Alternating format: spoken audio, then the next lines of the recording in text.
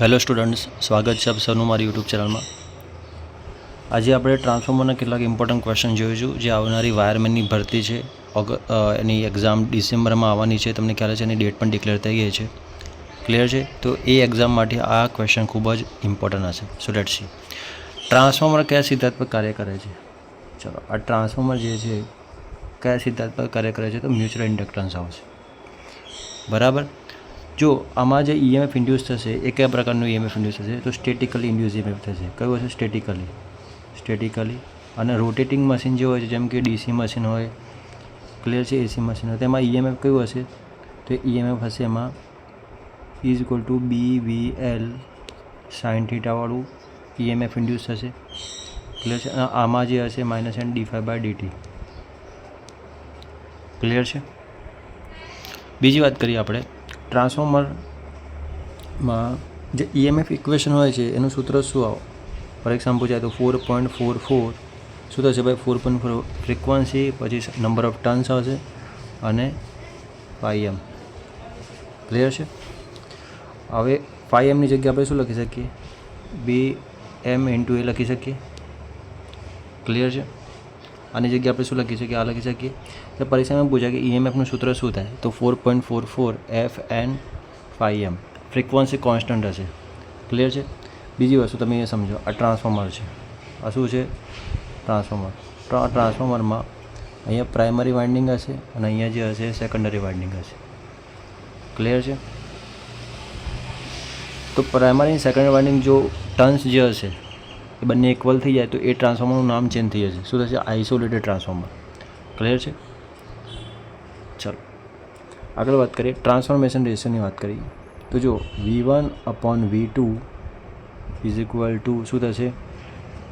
I2/I1 is equal two E1/E2 is equal two શું થશે? કે આ સૂત્ર પરથી તમે સેકન્ડરી વોલ્ટેજ શોધી શકો, secondary current, primary current, secondary EMF, primary EMF, બધું આ સૂત્ર પર તમે શોધી શકો.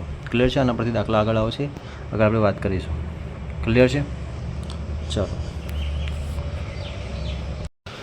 નેક્સ્ટ વાત, ટ્રાન્સફોર્મર નીચેના ભાઈ કઈ રાશિ બદલવા માટે વપરાય છે? તો જો ટ્રાન્સફોર્મરમાં શું હોય છે? તો વોલ્ટેજનું લેવલ બદલાય છે. ક્લિયર છે. વોલ્ટેજનું લેવલ બદલાય છે. તો એ કોના પર ડિપેન્ડ કરશે? તો એ ટર્ન્સના ઉપર ડિપેન્ડ કરશે. આ જે ટર્ન્સ હોય છે, બરાબર, અને અહીંયા સેકન્ડરી ટર્ન્સ હશે. તો અહીંયા V1/V2 ઇઝ ઇક્વલ ટુ શું થશે? N1/N2. ક્લિયર છે. તો અહીંયા જો પ્રાઇમરી ટર્ન્સ અને પ્રાઇમરી વોલ્ટેજ. પણ કરંટ જે હશે, કરંટ અહીંયા શું હશે? I2/I1.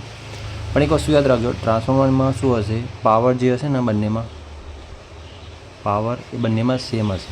કેમ કે અહીંયા માની લો કે ભાઈ અહીંયા વોલ્ટેજ વધારે છે તો કરંટ ઓછો હશે. અહીંયા વોલ્ટેજ ઓછું છે તો કરંટ અહીંયા શું હશે ભાઈ? કરંટ વધારે હશે. ક્લિયર છે. અહીંયા વોલ્ટેજ વધારે હોય તો કરંટ ઓછું હશે અને અહીંયા વોલ્ટેજ ઓછું હોય તો કરંટ વધારે હશે. પણ પાવર જે હશે એ પાવર બંનેમાં કેવો હશે?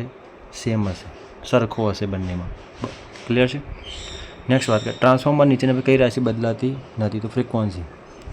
આપણે ઈએમએફનું ઇક્વેશનમાં જોયું 4.44 શું હતું ભાઈ? F/m. ક્લિયર છે. શું હશે ભાઈ? 4.44 N શું હતું અહીંયા? 5m. ઓકે. અને ફ્રિકવન્સી F. ક્લિયર. આમાં ફ્રિકવન્સી જે છે ને, અહીંયા જો તમે ફ્રિકવન્સી F જે છે એ સેમ જ હશે. ક્લિયર છે. ચાલો નેક્સ્ટ વાત કરીએ. અન્ય ઇલેક્ટ્રિક મશીનની સરખામણીમાં ટ્રાન્સફોર્મરની એફિશિયન્સી વધારે હોય છે કારણ કે એમાં કોઈ રોટેટિંગ પાર્ટ હોતો નથી.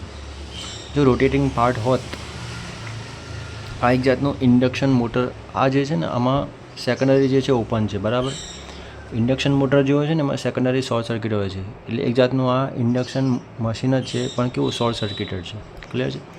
રોટેટિંગ મશીન હોય ને એમાં શું હોય? વિન્ડેજ લોસીસ હોય. જો એમાં કેવા, કેમ કે એની અંદર તમે જોવું હોય કે જે કોઈ ફરતો ભાગ હોય છે, ક્લિયર છે, સામે મશીનમાં હોય. કયા મશીનમાં? રોટેટિંગ મશીનમાં ફરતો ભાગ હોય, જેનાથી શું થશે? વિન્ડેજ લોસીસ થશે.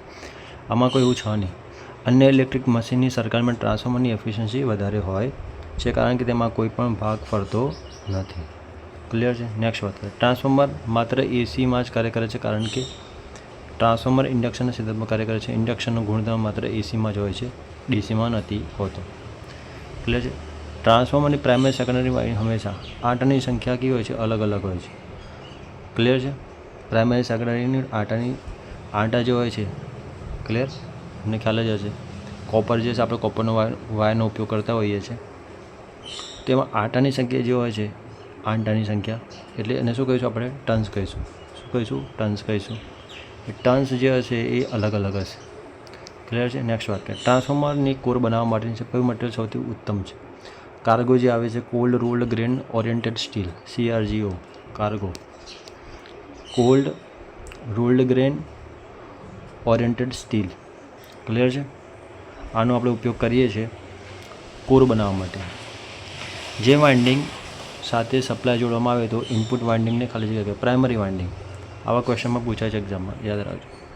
જે વાઇન્ડિંગમાંથી સપ્લાય લેવામાં આવે આઉટપુટ, તે વાઇન્ડિંગને શું કહે? Secondary winding.